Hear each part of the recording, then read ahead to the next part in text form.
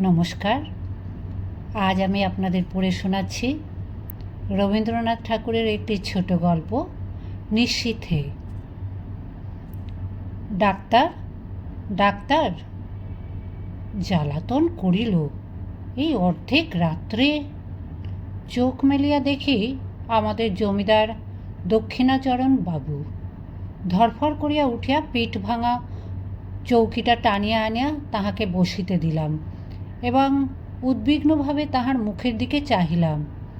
ঘড়িতে দেখি তখন রাত্রি 2:30।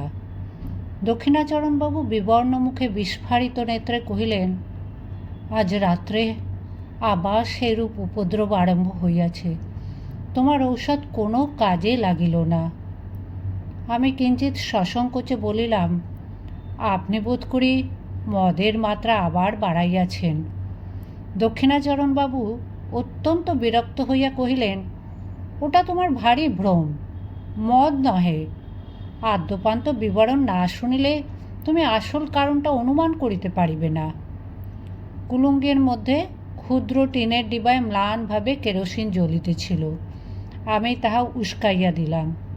একটুখানি আলো জাগিয়া উঠিল এবং অনেকখানি ধোঁয়া বাহির হইতে লাগিল। কোঁচাখানা গায়ের ওপর টানিয়া একখানা খবরের কাগজ পাতা প্যাক বাক্সের ওপর বসিলাম।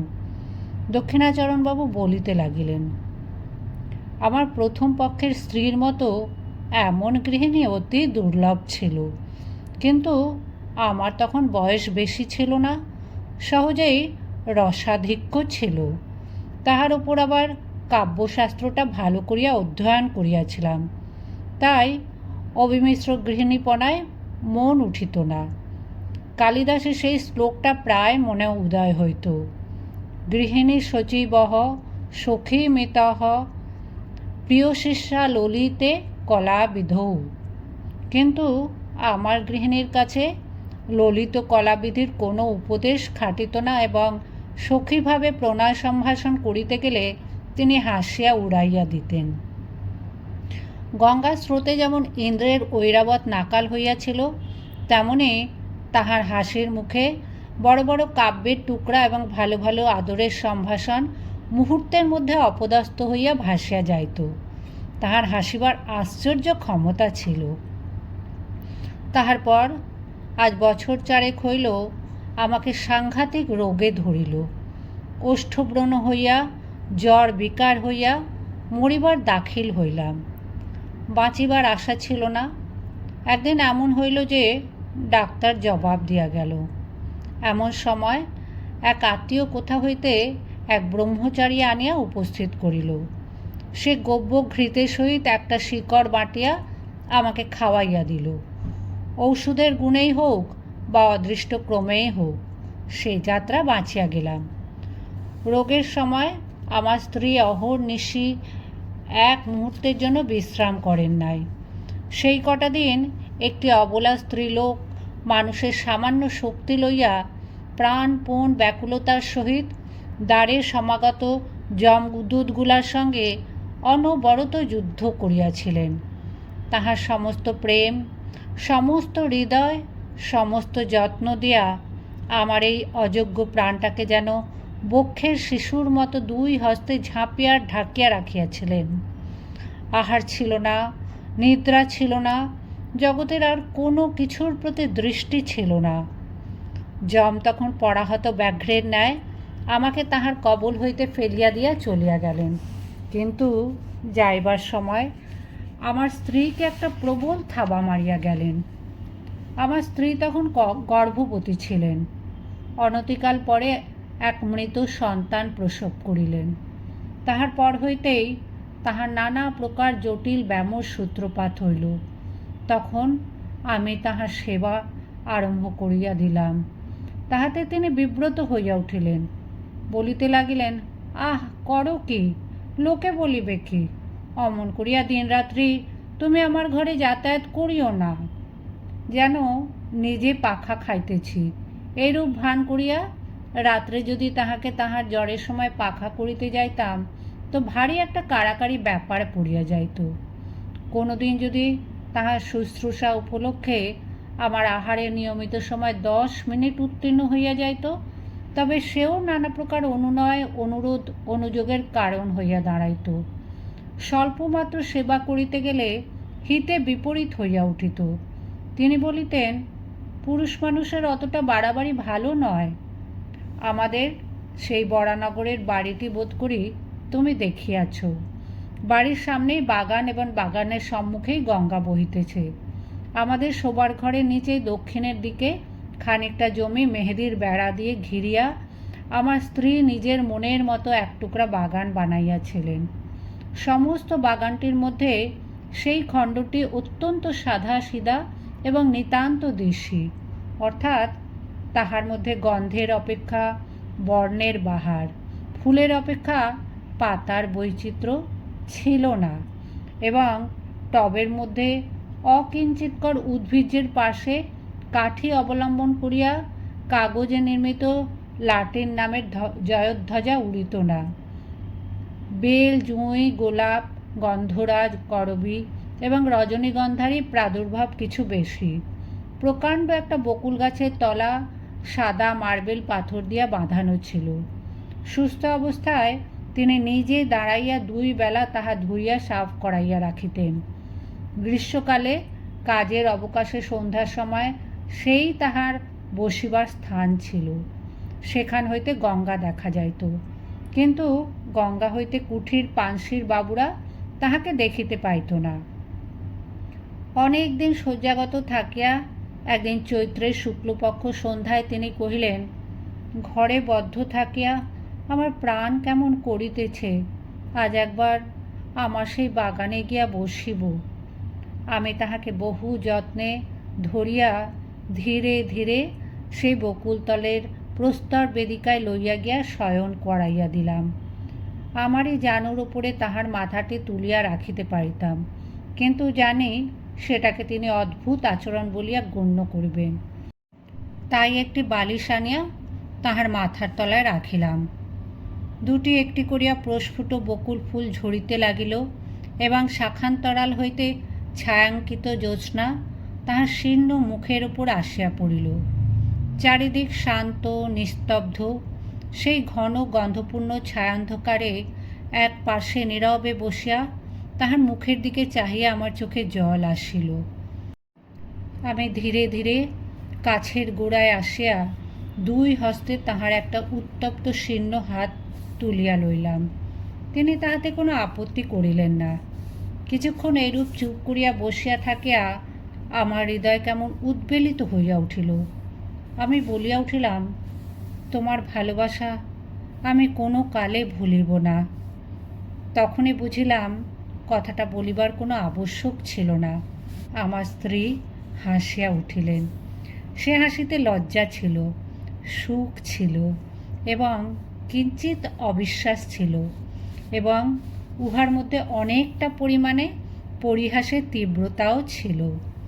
প্রতিবাদ স্বরূপে একটি কথামাত্র না বলিয়া কেবল তাহার সেই হাসির দ্বারা জানাইলেন, কোনো কালে ভুলিবে না, ইহা কখনো সম্ভব নয়, এবং আমি তাহা প্রত্যাশাও করি না। ওই সুমিষ্ট সুতীক্ষ্ণ হাসির ভয়েই আমি কখনো আমার স্ত্রীর সঙ্গে রীতিমতো প্রেমালাপ করিতে সাহস করি নাই। অসাক্ষাতে যে সকল কথা মনে উদয় হইত, তাহার সম্মুখে গেলেই সেগুলোকে নিতান্ত বাজে কথা বলিয়া বোধ হইত।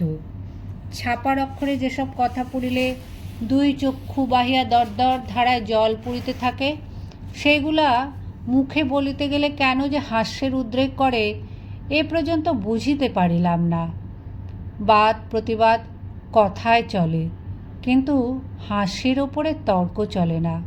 কাজেই চুপ করিয়া যাইতে হইল। জ্যোৎস্না উজ্জ্বলতর হইয়া উঠিল।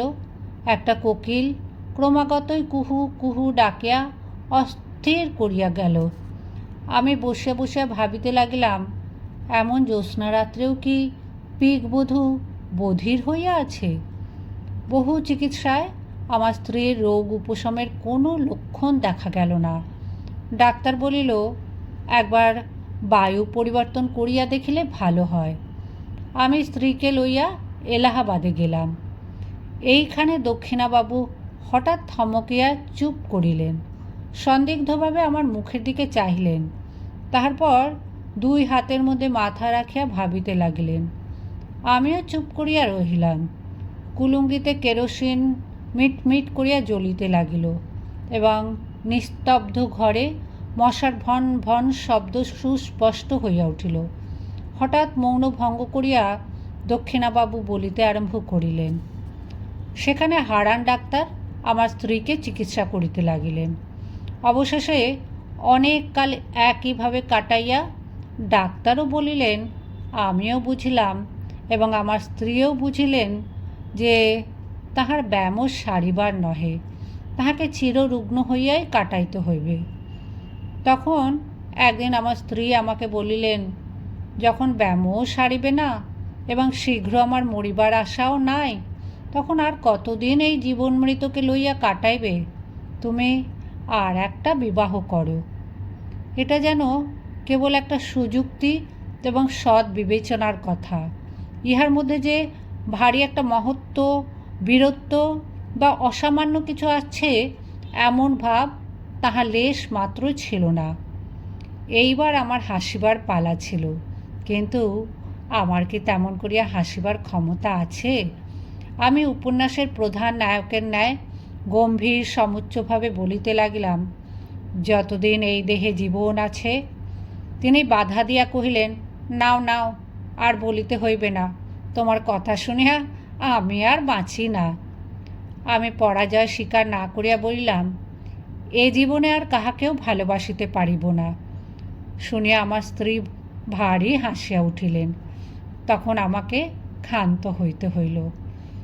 জানি না তখন নিজের কাছেও কখনো স্পষ্ট স্বীকার করিয়াছি কিনা, কিন্তু এখন বুঝিতে পারিতেছি এই আরোগ্য আশাহীন সেবা কার্যে আমি মনে মনে পরিশ্রান্ত হইয়া গিয়াছিলাম। এই কার্যে যে ভঙ্গ দেব এমন কল্পনাও আমার মনে ছিল না। অথচ চিরজীবন এই চিররুগ্নকে লইয়া যাপন করিতে হইবে, এ কল্পনাও আমার নিকট পীড়াজনক হইয়াছিল। হায়, প্রথম যৌবনকালে যখন সম্মুখে তাকাইয়াছিলাম, তখন প্রেমের কুহকে, সুখের আশ্বাসে, সৌন্দর্যের মরীচিকায় সমস্ত ভবিষ্যৎ জীবন প্রফুল্ল দেখাইতেছিল। আজ হইতে শেষ পর্যন্ত কেবলই আশাহীন সুদীর্ঘ সতৃষ্ণ মরুভূমি। আমার সেবার মধ্যে সেই আন্তরিক শ্রান্তি নিশ্চয়ই তিনি দেখিতে পাইয়াছিলেন। তখন জানিতাম না, কিন্তু এখন সন্দেহমাত্র নাই যে তিনি আমাকে যুক্তাক্ষরবিহীন প্রথম ভাগ শিশু শিক্ষার মতো অতি সহজে বুঝিতেন। সেই জন্য যখন উপন্যাসের নায়ক সাজিয়া গম্ভীরভাবে তাহার নিকট কবিত্ব ফলাইতে যাইতাম, তিনি এমন সুগভীর স্নেহ অথচ অনিবার্য কৌতুকের সহিত হাসিয়া উঠিতেন। আমার নিজের অগোচর অন্তরের কথাও অন্তর্যামীর ন্যায় তিনি সমস্তই জানিতেন। এ কথা মনে করিলে আজও লজ্জায় মরিয়া যাইতে ইচ্ছা করে। হারান ডাক্তার আমাদের স্বজাতীয়। তাহার বাড়িতে আমার প্রায়ই নিমন্ত্রণ থাকিত। কিছুদিন যাতায়াতের পর ডাক্তার তাহার মেয়েটির সঙ্গে আমার পরিচয় করাইয়া দিলেন।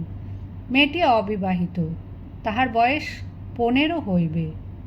ডাক্তার বলেন, তিনি মনের মতো পাত্র পান নাই বলিয়া বিবাহ দেন নাই, কিন্তু বাহিরের লোকের কাছে গুজব শুনিতাম মেয়েটির কুলের দোষ ছিল, কিন্তু আর কোনো দোষ ছিল না। যেমন স্বরূপ তেমনই সুশিক্ষা। সেই জন্য মাঝে মাঝে এক একদিন তাহার সহিত নানা কথার আলোচনা করিতে করিতে আমার বাড়ি ফিরিতে রাত হইত। আমার স্ত্রীকে ঔষধ খাওয়াইবার সময় উত্তীর্ণ হইয়া যাইত। তিনি জানিতেন আমি হারান ডাক্তারের বাড়ি গিয়াছি, কিন্তু বিলম্বের কারণ একদিনও আমাকে জিজ্ঞাসা করেন নাই। মরুভূমির মধ্যে আর একবার মরীচিকা দেখিতে পাইলাম। তৃষ্ণা এবং বুক পর্যন্ত তখন চোখের সামনে কুল পরিপূর্ণ স্বচ্ছ জল ছলছল ঢলঢল করিতে লাগিল। তখন মনকে প্রাণপণে টানিয়া আর ফিরাইতে পারিলাম না। রোগীর ঘর আমার কাছে দ্বিগুণ নিরানন্দ হইয়া উঠিল। তখন প্রায়ই শুশ্রূষা করিবার এবং ঔষধ খাওয়াইবার নিয়ম ভঙ্গ হইতে লাগিল। হারান ডাক্তার আমাকে প্রায় মাঝে মাঝে বলিতেন, যাহাদের রোগ আরোগ্য হইবার কোনো সম্ভাবনা নাই তাহাদের পক্ষে মৃত্যুই ভালো, কারণ বাঁচিয়া তাহাদের নিজেরও সুখ নাই, অন্যেরও অসুখ। কথাটা সাধারণভাবে বলিতে দোষ নাই, তথাপি আমার স্ত্রীকে লক্ষ্য করিয়া এমন প্রসঙ্গ উত্থাপন করা তাহার উচিত হয় নাই। কিন্তু মানুষের জীবন মৃত্যু সম্বন্ধে ডাক্তারদের মন এমন অসাড় যে তাহারা ঠিক আমাদের মনের অবস্থা বুঝিতে পারেন না।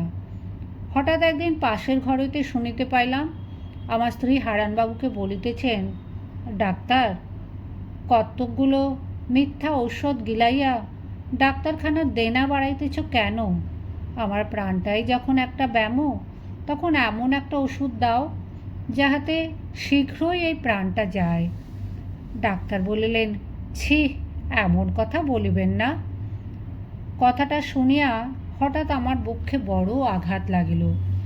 ডাক্তার চলিয়ে গেলে আমার স্ত্রীর ঘরে গিয়া তাহার শয্যা প্রান্তে বসিলাম।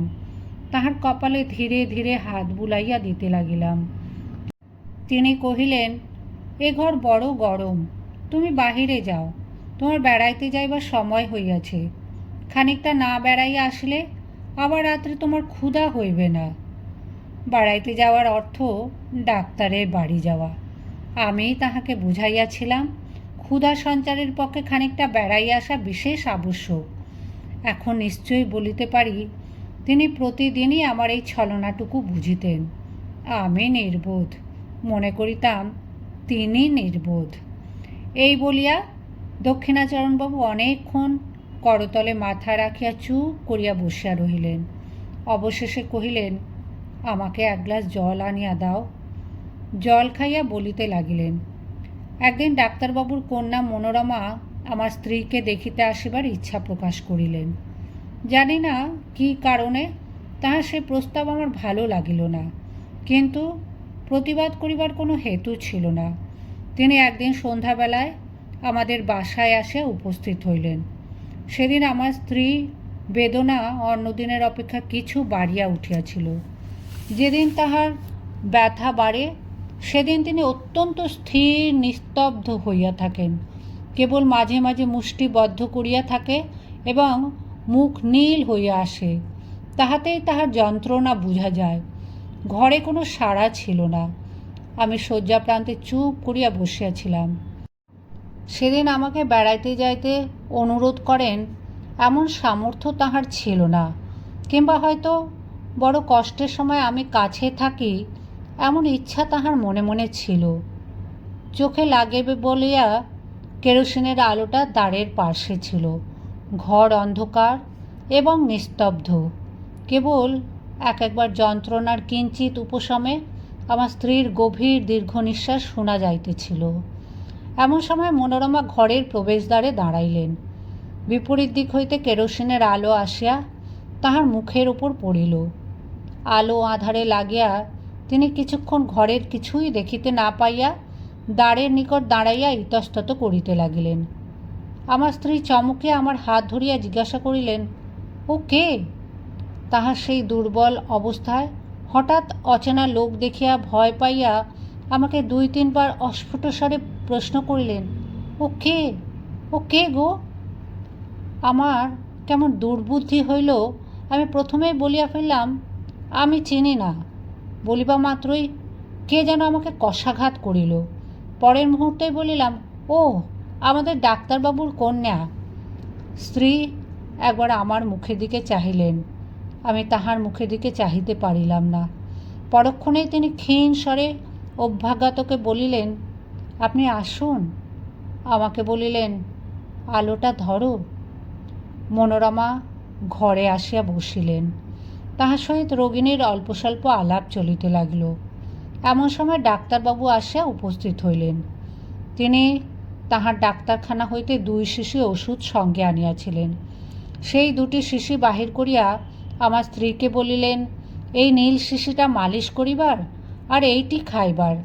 দেখিবেন 2টাতে মিলাইবেন না, এ ওষুধটা ভারী বিষ। আমাকেও একবার সতর্ক করিয়া দিয়া ঔষধ 2টি শয্যা পার্শ্ববর্তী টেবিলে রাখিয়া দিলেন। বিদায় লইবার সময় ডাক্তার তাহার কন্যাকে ডাকিলেন। মনোরমা কহিলেন, বাবা, আমি থাকি না কেন? সঙ্গে স্ত্রীলোক কেহ নাই, ইহাকে সেবা করিবে কে? আমার স্ত্রী ব্যস্ত হইয়া উঠিলেন, বলিলেন, না না, আপনি কষ্ট করিবেন না, পুরনো ঝি আছে, সে আমাকে মায়ের মতো যত্ন করে। ডাক্তার হাসিয়া বলিলেন, উনি মা লক্ষ্মী, চিরকাল পরের সেবা করিয়া আসিয়াছেন, অন্যের সেবা সহিতে পারেন না। কন্যাকে লইয়া ডাক্তার গমনের উদ্যোগ করিতেছেন, এমন সময় আমার স্ত্রী বলিলেন, ডাক্তারবাবু, ইনি এই বদ্ধ ঘরে অনেকক্ষণ বসিয়া আছেন, ইহাকে একবার বাইরে বেড়াইয়া লইয়া আসিতে পারেন? ডাক্তারবাবু আমাকে কহিলেন, আসুন না, আপনাকে নদীর ধার হইতে একবার বেড়াইয়া আনি। আমি ঈষৎ আপত্তি দেখাইয়া অনতিবিলম্বে সম্মত হইলাম। ডাক্তারবাবু যাইবার সময় 2 শিশি ঔষধ সম্বন্ধে আবার আমার স্ত্রীকে সতর্ক করিয়া দিলেন। সেদিন ডাক্তারের বাড়িতেই আহার করিলাম। ফিরিয়া আসিতে রাত হইল। আসিয়া দেখি আমার স্ত্রী ছটফট করিতেছেন। অনুতাপে বিদ্ধ হইয়া জিজ্ঞাসা করিলাম, তোমার কি ব্যথা বাড়িয়াছে? তিনি উত্তর করিতে পারিলেন না, নীরবে আমার মুখের দিকে চাহিলেন। তখন তাহার কণ্ঠ রোধ হইয়াছে। আমি তৎক্ষণাৎ সেই রাত্রেই ডাক্তারকে ডাকাইয়া আনিলাম। ডাক্তার প্রথমটা আসিয়া অনেকক্ষণ কিছুই বুঝিতে পারিলেন না। অবশেষে জিজ্ঞাসা করিলেন, সেই ব্যথাটা কি বাড়িয়া উঠিয়াছে? ঔষধটা একবার মালিশ করিলে হয় না? বলিয়া শিশিটা টেবিল হইতে লইয়া দেখিলেন সেটা খালি। আমার স্ত্রীকে জিজ্ঞাসা করিলেন, আপনি কি ভুল করিয়া এই ওষুধটা খাইয়াছেন? আমার স্ত্রী ঘাড় নাড়িয়া নীরবে জানাইলেন, হ্যাঁ। ডাক্তার তৎক্ষণাৎ গাড়ি করিয়া তাহার বাড়ি হইতে পাম্প আনিতে ছুটিলেন। আমি অর্ধমূর্ছিতে ন্যায় আমার স্ত্রীর বিছানার উপর গিয়া পড়িলাম। তখন মাতা তাহার পীড়িত শিশুকে যেমন করিয়া সান্ত্বনা করে, তেমনি করিয়া তিনি আমার মাথা তাহার বক্ষের কাছে টানিয়া লইয়া 2 হস্তের স্পর্শে আমাকে তাহার মনের কথা বুঝাইয়া দিতে চেষ্টা করিলেন। কেবল তাহার সে করুণ স্পর্শের দ্বারাই আমাকে বারংবার বলিতে লাগিলেন, শোক করিও না, ভালোই হইয়াছে, তুমি সুখী হইবে। এবং সেই মনে করিয়াই আমি সুখে মরিলাম। ডাক্তার যখন ফিরিলেন, তখন জীবনের সঙ্গে সঙ্গে আমার স্ত্রীর সকল যন্ত্রণার অবসান হইয়াছে। দক্ষিণাচরণ আর একবার জল খাইয়া বলিলেন, উফ, বড় গরম, বলিয়া দ্রুত বাহির হইয়া বার কয়েক বারান্দায় পায়চারিয়া করিয়া আসিয়া বসিলেন। বেশ বোঝা গেল তিনি বলিতে চাহেন না, কিন্তু আমি যেন জাদু করিয়া তাহার নিকট হইতে কথা কাড়িয়া লইতেছি। আবার আরম্ভ করিলেন, মনোরমাকে বিবাহ করিয়া দেশে ফিরিলাম। মনোরমা তাহার পিতার সম্মতিক্রমে আমাকে বিবাহ করিল। কিন্তু আমি যখন তাহাকে আদরের কথা বলিতাম, প্রেমালাপ করিয়া তাহার হৃদয় অধিকার করিবার চেষ্টা করিতাম, সে হাসিত না, গম্ভীর হইয়া থাকিত। তাহার মনের কোথায় কোনখানে কি খটকা লাগিয়া গিয়াছিল আমি কেমন করিয়া বুঝিব? এই সময় আমার মদ খাইবার নেশা অত্যন্ত বাড়িয়া উঠিল। একদিন প্রথম শরতের সন্ধ্যায় মনোরমাকে লইয়া আমাদের বরানগরের বাগানে বেড়াইতেছি। ছমছমে অন্ধকার হইয়া আসিয়াছে। পাখিদের বাসায় ডানা ঝাড়িবার শব্দটুকুও নাই। কেবল বেড়াইবার পথের 2 ধারে ঘন ছায়াবৃত ঝাউগাছ বাতাসে সশব্দে কাঁপিতেছিল। শ্রান্তি বোধ করিতেই মনোরমা সেই বকুলতলার শুভ্র পাথরের বেদির উপর আসিয়া নিজের 2 বাহুর উপর মাথা রাখিয়া শয়ন করিল। আমিও কাছে আসিয়া বসিলাম। সেখানে অন্ধকার আরও ঘনীভূত। যতটুকু আকাশ দেখা যাইতেছে একেবারে তারায় আচ্ছন্ন। তরুতলের ঝিল্লির ধ্বনি যেন অনন্ত গগন বক্ষচ্যুত। নিঃশব্দতার নিম্ন প্রান্তে একটি শব্দের সরু পাড় বুনিয়া দিতেছে। সেই দিনও বৈকালে আমি কিছু মদ খাইয়াছিলাম। মনটা বেশ একটু তরলাবস্থায় ছিল। অন্ধকার যখন চোখে সহিয়া আসিল, তখন বনচ্ছায়া তলে পাণ্ডুর বর্ণে অঙ্কিত সেই শিথিল অঞ্চল শ্রান্তকায় রমণের আবছায়া মূর্তিটি আমার মনে এক অনিবার্য আবেগের সঞ্চার করিল। মনে হইল ও যেন একটি ছায়া, ওকে যেন কিছুতেই দুই বাহু দিয়া ধরিতে পারিব না। এমন সময় অন্ধকার ঝাউ গাছের শিখর দেশে যেন আগুন ধরিয়া উঠিল। তাহার পরে কৃষ্ণপক্ষের জীর্ণ প্রান্ত হলুদ বর্ণ চাঁদ ধীরে ধীরে গাছের মাথার উপরকার আকাশে আরোহণ করিল। সাদা পাথরের ওপর সাদা শাড়ি পরা সেই শ্রান্ত শয়ান রমণীর মুখের ওপর জ্যোৎস্না আসিয়া পড়িল। আমি আর থাকিতে পারিলাম না। কাছে আসিয়া দুই হাতে তাহার হাতটি তুলিয়া ধরিয়া বলিলাম, মনোরমা, তুমি আমাকে বিশ্বাস করো না, কিন্তু তোমাকে আমি ভালোবাসি, তোমাকে আমি কোনো কালে ভুলিতে পারিব না। কথাটা বলিবা মাত্র চমকিয়া উঠলাম। মনে পড়িল ঠিক এই কথাটা আর একদিন আর কাহাকেও বলিয়াছি, এবং সেই মুহূর্তেই বকুল গাছের শাখার ওপর দিয়া, ঝাউ গাছের মাথার উপর দিয়া, কৃষ্ণপক্ষের পীত বর্ণ ভাঙা চাঁদের নিচ দিয়া, গঙ্গার পূর্ব পার হইতে গঙ্গার সুদূর পশ্চিম পার পর্যন্ত হাহা হাহা হাহা করিয়া অতি দ্রুত বেগে একটা হাসি বহিয়া গেল। সেটা মর্মভেদী হাসি কি অভ্রভেদী হাহাকার বলিতে পারি না। আমি তদ্দণ্ডেই পাথরের বেদির উপর হইতে মূর্ছিত হইয়া নিচে পড়িয়া গেলাম। মূর্ছা ভাঙে দেখিলাম আমার ঘরে বিছানায় শুইয়া আছি। স্ত্রী জিজ্ঞাসা করিলেন, তোমার হঠাৎ এমন হইল কেন? আমি কাঁপিয়া উঠিয়া বলিলাম, শুনিতে পাও নাই, সমস্ত আকাশ ভরিয়া হাহা করিয়া একটা হাসি বইয়া গেল। স্ত্রী হাসিয়া কহিলেন, সে বুঝি হাসি? সার বাঁধিয়া দীর্ঘ এক ঝাঁক পাখি উড়িয়া গেল, তাহাদেরই পাখার শব্দ শুনিয়াছিলাম। তুমি এত অল্পেই ভয় পাও? দিনের বেলা স্পষ্ট বুঝিতে পারিলাম পাখির ঝাঁক উড়িবার শব্দই বটে। এই সময় উত্তর দেশ হইতে হংসশ্রেণী নদীর চরে চড়িবার জন্য আসিতেছে, কিন্তু সন্ধ্যা হইলে সে বিশ্বাস রাখিতে পারিতাম না। তখন মনে হইত চারিদিকে সমস্ত অন্ধকার ভরিয়া ঘন হাসি জমা হইয়া রহিয়াছে। সামান্য একটা উপলক্ষে হঠাৎ আকাশ ভরিয়া অন্ধকার বিদীর্ণ করিয়া ধ্বনিত হইয়া উঠিবে। অবশেষে এমন হইল, সন্ধ্যার পর মনোরমার সহিত একটা কথা বলিতে আমার সাহস হইত না। তখন আমাদের বরানগের বাড়ি ছাড়িয়া মনোরমাকে লইয়া বোটে করিয়া বাহির হইলাম। অগ্রহায়ণ মাসের নদীর বাতাসে সমস্ত ভয় চলিয়া গেল। কয়দিন বড় সুখে ছিলাম। চারিদিকের সৌন্দর্যে আকৃষ্ট হইয়া মনোরমাও যেন তাহার হৃদয়ের রুদ্ধ দ্বার অনেক দিন পরে ধীরে ধীরে আমার নিকট খুলিতে লাগিল। গঙ্গা ছাড়াইয়া, খড়ে ছাড়াইয়া অবশেষে পদ্মায় আসিয়া পৌঁছিলাম। ভয়ঙ্করী পদ্মা তখন হেমন্তের বিবর্লীন ভুজঙ্গিনীর মতো কৃশ নির্জীবভাবে সুদীর্ঘ শীত নিদ্রায় নিবিষ্ট ছিল। উত্তর পারে জনশূন্য তৃণশূন্য দিগন্ত প্রসারিত বালির চর ধু ধু করিতেছে, এবং দক্ষিণের উচ্চ পাড়ের ওপর গ্রামের আমবাগানগুলি এই রাক্ষসী নদীর নিতান্ত মুখের কাছে জোর হস্তে দাঁড়াইয়া কাঁপিতেছে। পদ্মা ঘুমের ঘোরে এক একবার পাশ ফিরিতেছে এবং বিদীর্ণ তটভূমি ঝুপঝাপ করিয়া ভাঙিয়া ভাঙিয়া পড়িতেছে। এইখানে বেড়াইবার সুবিধা দেখিয়া বোট বাঁধিলাম। একদিন আমরা দুইজনে বেড়াইতে বেড়াইতে বহু দূরে চলিয়া গেলাম। সূর্যাস্তের স্বর্ণছায়া মিলাইয়া যাইতেছে। শুক্লপক্ষের নির্মল চন্দ্রালোক দেখিতে দেখিতে ফুটিয়া উঠিল। সেই অন্তহীন শুভ্র বালির চরের ওপর যখন অজস্র অবারিত উচ্ছ্বসিত জ্যোৎস্না একেবারে আকাশের সীমান্ত পর্যন্ত প্রসারিত হইয়া গেল, তখন মনে হইল যেন জনশূন্য চন্দ্রলোকের অসীম স্বপ্নরাজ্যের মধ্যে কেবল আমরা দুইজনে ভ্রমণ করিতেছি। একটি লাল শাল মনোরমার মাথার উপর হইতে নামিয়া তাহার মুখখানে বেষ্টন করিয়া তাহার শরীরটি আচ্ছন্ন করিয়া রাখিয়াছে।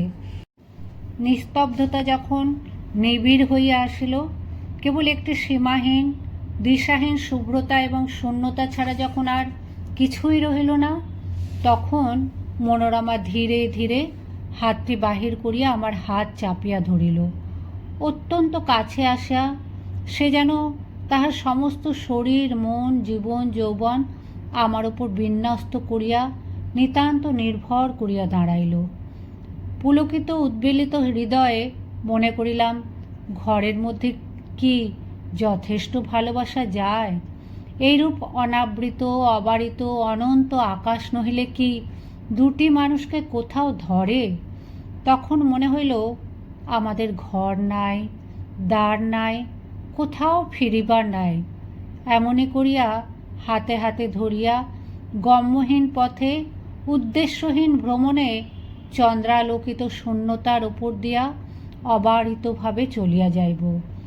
এইরূপে চলিতে চলিতে এক জায়গায় আসিয়া দেখিলাম, সেই বালুকারাশির মাঝখানে অদূরে একটি জলাশয়ের মতো হইয়াছে।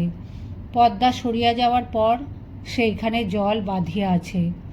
সেই মরু বালিকা বেষ্টিত নিস্তরঙ্গ নিঃসুপ্ত নিশ্চল জলটুকুর ওপরে একটি সুদীর্ঘ জ্যোৎস্নার রেখা মূর্ছিতভাবে পড়িয়া আছে।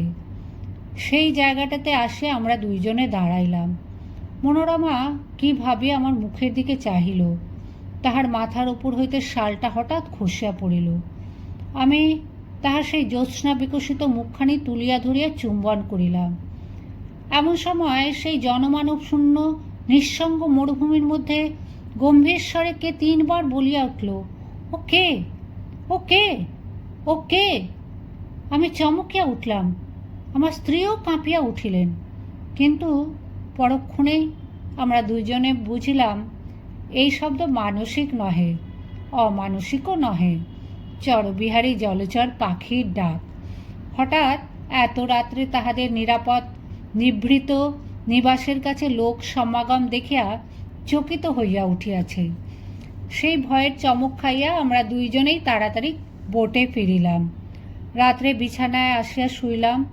শ্রান্ত শরীরে মনোরমা অবিলম্বে ঘুমাইয়া পড়িল। তখন অন্ধকারে কে একজন আমার মশারির কাছে দাঁড়াইয়া সুষুপ্ত মনোরমার দিকে একটিমাত্র দীর্ঘ শীর্ণ অস্থিসার অঙ্গুলি নির্দেশ করিয়া যেন আমার কানে কানে অত্যন্ত চুপি চুপি অস্ফুট কণ্ঠে কেবলই জিজ্ঞাসা করিতে লাগল, ও কে, ও কে, ও কে গো? তাড়াতাড়ি উঠিয়া দেশলাই জ্বালাইয়া বাতি ধরাইলাম। সেই মুহূর্তেই ছায়ামূর্তি মিলাইয়া গিয়া আমার মশারি কাঁপাইয়া বোট দুলাইয়া আমার সমস্ত ঘর্মাক্ত শরীরে রক্ত হিম করিয়া দিয়া হা হা হা হা হা হা করিয়া একটি হাসি অন্ধকার রাত্রির ভেতর দিয়া বহিয়া চলিয়া গেল। পদ্মা পার হইল, পদ্মার চর পার হইল, তাহার পরবর্তী সমস্ত সুপ্ত দেশ গ্রাম নগর পার হইয়া গেল, যেন তাহা চিরকাল ধরিয়া দেশ দেশান্তর লোক লোকান্তর পার হইয়া ক্রমশ ক্ষীণতর ক্ষীণতম হইয়া অসীম সুদূরে চলিয়া যাইতেছে। ক্রমে যেন তাহা জন্ম মৃত্যুর দেশ ছাড়াইয়া গেল। ক্রমে তাহা যেন সূচির অগ্রভাগের ন্যায় ক্ষীণতম হইয়া আসিল। এত ক্ষীণ শব্দ কখনো শুনি নাই, কল্পনা করি নাই। আমার মাথার মধ্যে যেন অনন্ত আকাশ রহিয়াছে এবং সেই শব্দ যতই দূরে যাইতেছে কিছুতেই আমার মস্তিষ্কের সীমা ছাড়াইতে পারিতেছি না। অবশেষে যখন একান্ত অসহ্য হইয়া আসিল, তখন ভাবিলাম আলো নেবাইয়া না দিলে ঘুমাইতে পারিব না। যেমন আলো নেবাইয়া শুইলাম, অমনি আমার মশারির পাশে আমার কানের কাছে অন্ধকারে আবার সেই অবরুদ্ধ স্বর বলিয়া উঠল, ও কে, ও কে, ও কে গো? আমার বুকের রক্তের ঠিক সমান তালে ক্রমাগতই ধ্বনিত হইতে লাগলো, ও কে, ও কে, ও কে গো, ও কে, ও কে, ও কে গো?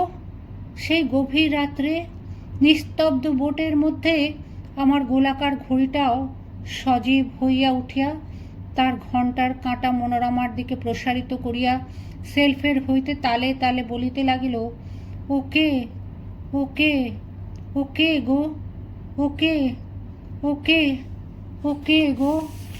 বলিতে বলিতে দক্ষিণাবাবু পাংশুবর্ণ হইয়া আসিলেন। তাহার কণ্ঠ রুদ্ধ হইয়া আসিল। আমি তাহাকে স্পর্শ করিয়া কহিলাম, একটু জল খান।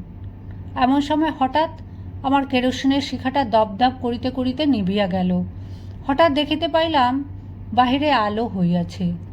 কাক ডাকিয়া উঠিল, দোয়েল শীষ দিতে লাগিল। আমার বাড়ির সম্মুখবর্তী পথে একটা মহিষের গাড়ি ক্যাঁচ ক্যাঁচ শব্দ জাগিয়া উঠিল। তখন দক্ষিণাবাবুর মুখের ভাব একেবারে বদল হইয়া গেল। ভয়ের কিছুমাত্র চিহ্ন রহিল না। রাত্রির কুহকে কাল্পনিক শঙ্কার মত্ততায় আমার কাছে যে এত কথা বলিয়া ফেলিয়াছেন, সেজন্য যেন অত্যন্ত লজ্জিত এবং আমার উপর আন্তরিক ক্রুদ্ধ হইয়া উঠিলেন। শিষ্ট সম্ভাষণ মাত্র না করিয়া অকস্মাৎ উঠিয়া দ্রুত বেগে চলিয়া গেলেন। সেই দিন অর্ধরাত্রে আবার আমার দ্বারে আসিয়া ঘা পড়িল। Doctor, doctor,